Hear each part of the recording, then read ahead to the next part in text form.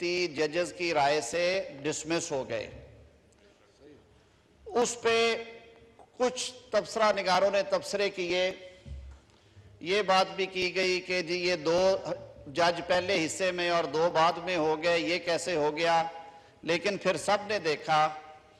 कि जब तफसीली फैसले आए जज साहबान के, तो उन्होंने तफसील के साथ इस बात को वाज़े किया कि जो सुओ मोटो केस नंबर 1/2023 था, वो 3 के बजाय 4 जज साहबान के अक्सरियती फैसलों से उन्होंने डिसमिस फरमा दिया। अब उसी की बुनियाद के ऊपर जब इलेक्शन कमीशन ने पंजाब और खैबर पख्तूनख्वा में मुल्क में जारी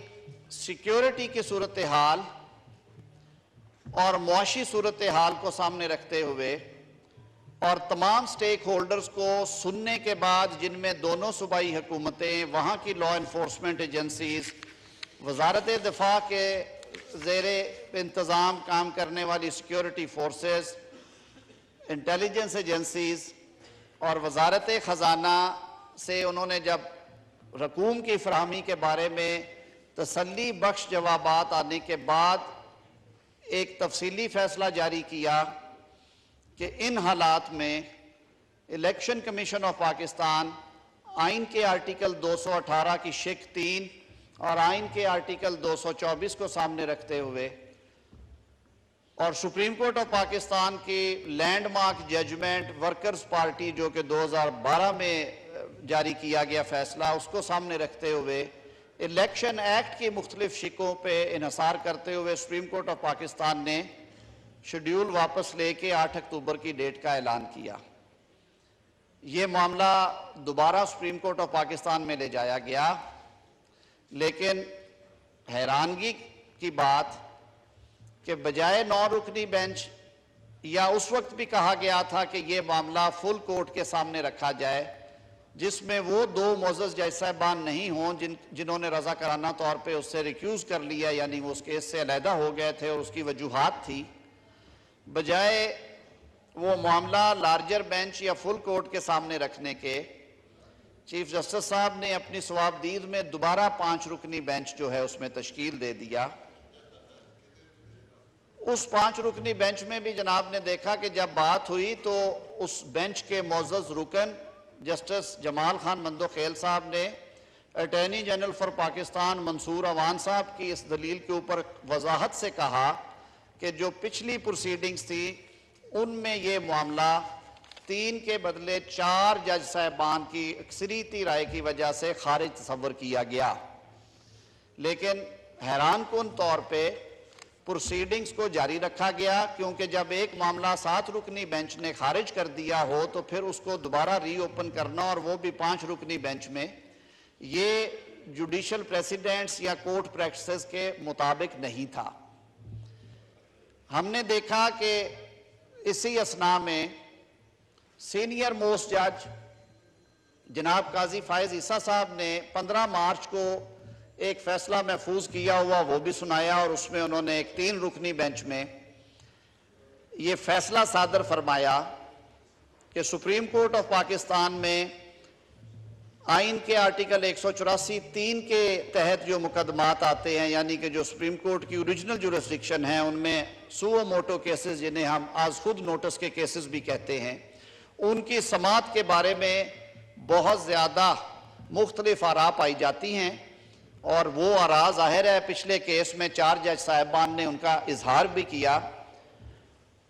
उन्हें यह भी मालूम था कि 2019 में उस वक्त के चीफ जस्टिस आसफ सईद खोसा साहब ने जब आखिरी फुल कोर्ट मीटिंग की, जिसके बाद के दोबारा सुप्रीम कोर्ट में फुल कोर्ट मीटिंग नहीं हुई, उस मीटिंग में ये सारे मामलात आए कि जिस तरह से आज खुद नोटिस केसेस का मजाक बनाया गया मुख्तलिफ अदवार में, और ख़ास तौर पर जो उससे फौरी पहले दौर था जस्टिस हाकिम निसार साहब की सरबराही में,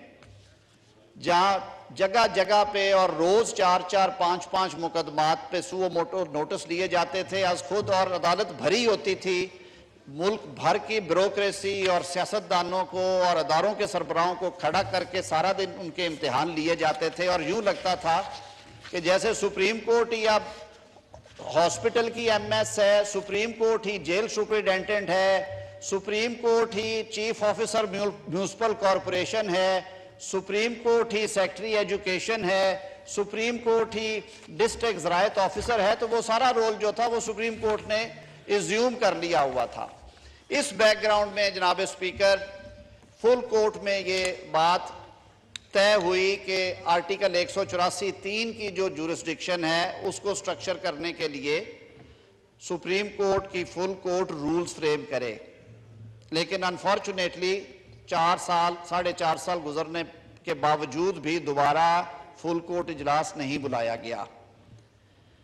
जस्टिस काजी फायद ईसा साहब के बेंच ने फैसला सादर कर दिया जिसमें उन्होंने कहा कि जब तक फुल कोर्ट ये रूल्स नहीं बनाती और ये जो सवाबदीद है चीफ जस्टिस साहब की कि किस मामले में फुल कोर्ट टेकअप करना, किस मामले में आज खुद नोटिस लेना है, किस में नहीं लेना,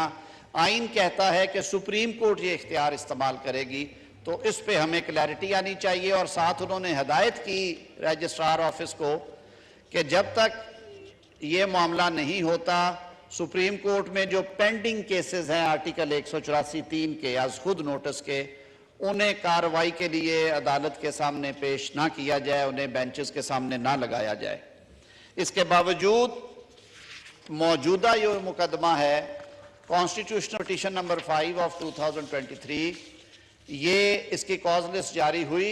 जब ये मामला अदालत में आया तो बेंच के एक मोअज़्ज़ज़ रुकन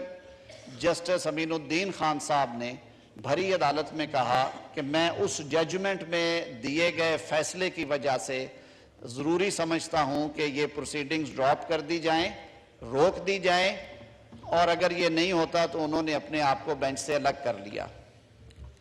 उसी रोज़ 4 रुकनी बेंच कॉन्स्टिट्यूट कर दिया गया, बजाय इसके कि फिर दोबारा किसी और जज साहब को दरख्वास्त की जाती। और उस वक्त तक मुतालबा भी आ चुका था कि इस मामले में भी क्योंकि इबहाम है तो आप 2 जज साहिबान के अलावा जस्टिस एजाजुल एहसन साहब और जस्टिस मुज़ाहिर अली अकबर नकवी साहब के अलावा एक पूरी अदालत बिठाएं और ये इस अहम कौमी मामले पे और जो कि एक आइनी रुख भी रखता है उसके ऊपर जजमेंट दे। लेकिन तुरफा तमाशा ये हुआ कि 4 रुकनी बेंच जब बैठा तो उसमें फिर जस्टिस जमाल खान मंदोखेल साहब ने ये नुक्ता उठाया। जब उन्हें तसल्ली बख्श जवाब नहीं मिला और उन्होंने ये भी कहा कि मैंने कल फिर अपना फैसला लिखा था लेकिन मेरे फैसले को ऑर्डर ऑफ द डे का हिस्सा नहीं बनाया गया, मेरी राय सामने नहीं रखी गई, तो दोबारा उन्होंने भी बेंच से अलहदगी इख्तियार कर ली। ये एक ऐसा मौका है जहाँ पे हम ये एक्सपेक्ट करते हैं पाकिस्तानी शहरी कि प्रोसीडिंग्स को गैर जानिबदार, प्रोसीडिंग्स को शफाफ, प्रोसीडिंग्स को मुनसफाना रखने के लिए और इंसाफ होता हुआ नजर आने वाले असूल को लागू करते हुए एक ऐसा बेंच तश्कील दिया जाता जिस पे कोई उंगली ना उठा सकता। और वो उसी सूरत मुमकिन था कि मासवाए उन 2 जज साहबान के फुल कोर्ट दोबारा बिठा दी जाती। लेकिन हैरान कुन तौर पे एक बार फिर 3 रुकनी बेंच ने प्रोसीडिंग्स जो हैं वो शुरू कर दी। अब उस बेंच के ऊपर आज भी ये बात अदालत में भी हुई है, हुक्मरान सियासी इत्तेहाद के सरबराहान की एक तफसीली मुशावरत हुई और उस मुशावरत के बाद बरोज हफ्ता यानी कि परसों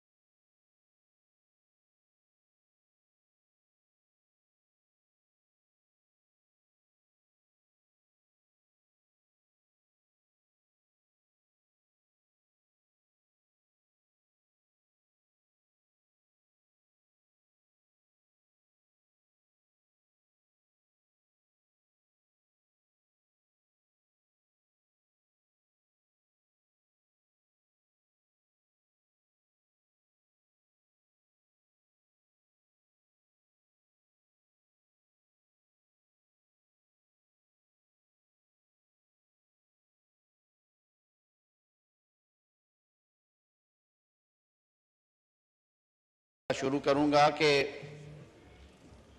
जो मुशावरती इजलास हुआ वहाँ पे गौर व खौस के बाद तशवीश का इजहार किया गया कि मुल्क की आला तरीन अदालत में मामलात जिस तरह से चल रहे हैं, यानी कि तकरीबन निस्फ सुप्रीम कोर्ट जो है वो इस राय का इजहार कर चुकी कि आज खुद नोटिस केसेस जो हैं या जो ओरिजिनल जुरिस्डिक्शन के केसेस हैं उसमें जुरिस्डिक्शन एक्सरसाइज करते हुए कुछ सेटल्ड पैरामीटर्स होने चाहिए और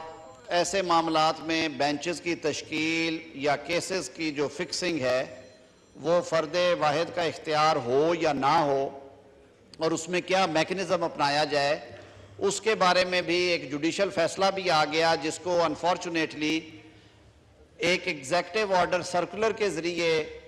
कहा गया कि ये लागू नहीं होता।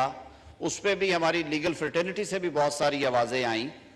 तो इन हालात में ना सिर्फ ये मुतालबा किया गया कि सुप्रीम कोर्ट ऑफ पाकिस्तान क्योंकि आखिरी अदालत है और मुल्क की मौक्कर तरीन अदालत है, आइन में उसको एक अहम किरदार सौंपा गया है, तो सुप्रीम कोर्ट की प्रोसीडिंग्स को ट्रांसपेरेंट रखने के लिए नज़र आए कि वो इम्पार्शल हैं, नज़र आए कि वो कानून और आइन के ऐन मुताबिक हैं, ये ज़रूरी है कि उनमें शफाफियत लाई जाए। ये ज़रूरी है कि वो पूरे कोर्ट की इज्तमाही सोच की अक्कासी करती हो जो वर्किंग है सुप्रीम कोर्ट की, और उस पर भी शदीद तहफ़्फ़ुज़ात का इजहार किया गया। साथ ही साथ जो 3 रुकनी बेंच है, बावजूद के वो ऑलरेडी अपना एक व्यू भी एक्सप्रेस कर चुके हैं, कुछ चेन ऑफ इवेंट्स ऐसे आए वो भी सारी कौम के सामने हैं, तो उन पे भी अदम एतमाद का इजहार किया गया और एक मुअद्दबाना अपील की गई, मुतालबा किया गया कि इस मामले को अगर आप आगे लेके चलना चाहते हैं 4-3 का फैसला आने के बावजूद, तो उसके लिए आप अपनी पहले फुल कोर्ट मीटिंग करें, वहाँ पे इसके पैरामीटर्स तय करें और उसके बाद एक ऐसा बेंच तश्कील दें जो सबको काबिल कबूल हो। वरना ये कहा गया कि प्रेजेंट सर्कमस्टांसेस में जब 4-3 से एक फैसला आ चुका है, ये प्रोसीडिंग्स एक 3 रुकनी बेंच के सामने काबिल समात नहीं हैं, तो ये प्रोसीडिंग्स ड्रॉप कर दी जाएं। आज सुबह जब दोबारा हेयरिंग शुरू हुई और सियासी जमातों के नुमाइंदा वकला साहिबान जनाब फ़ारूक नाइक साहब, जनाब अकरम शेख साहब और जनाब कामरान मुर्तज़ा साहब जब पेश हुए, तो नाराज़गी का इजहार हुआ कि आपने तो बाइकआउट कर दिया और एलामिये जारी किए और आप फिर क्यों हैं। उन्होंने वजाहत दी, उन्होंने कहा जी हमें बेंच पे तहफ़्फ़ुज़ात हैं हमारी सियासी जमातों की, जिनकी हम वकील हैं, जिनके नुमाइंदे हैं, हमारे तहफ़्फ़ुज़ात के होते हुए प्रोसीड करने से पहले आप हमारी बात सुने और हम वो चीज़ें इन राइटिंग आपके सामने रखना चाहते हैं। जनाब स्पीकर, 6 रोज़ से दरख्वास्त दी है सियासी जमातों ने कि हम इस मुकदमे के ज़रूरी फ़रीक हैं, हमें सुना जाए। फ़रीक नहीं बनाया जा रहा था। पिछली प्रोसीडिंग्स में ये फ़रीक थे, पता नहीं क्या वजूहात थी कि इस दफ़ा उन्हें फ़रीक बनाना मुनासिब नहीं समझा जा रहा था। उन्हें फिर कहा गया कि आप पहले तहरीरी तौर पे लेके आएँ कि जी हमने बाइकआउट नहीं किया। उसकी वजाहत हमारे वकला ने वहाँ पे की और उन्होंने कहा कि जी बात जितनी है तहरीरी तब दें जब ये बात लिखी गई हो। हमने ये तय कर रखा है कि हमें बेंच की कॉन्स्टिट्यूशन पे तहफ़्फ़ुज़ात हैं और हमारे तहफ़्फ़ुज़ात दूर होने तक ये क्वेश्चन ऑफ मेंटेनेबिलिटी से मुतल्लिका हैं, वो दूर किए जाएँ, उस तक आप ये मौखर करें। वो बात भी अनसुनी हो गई।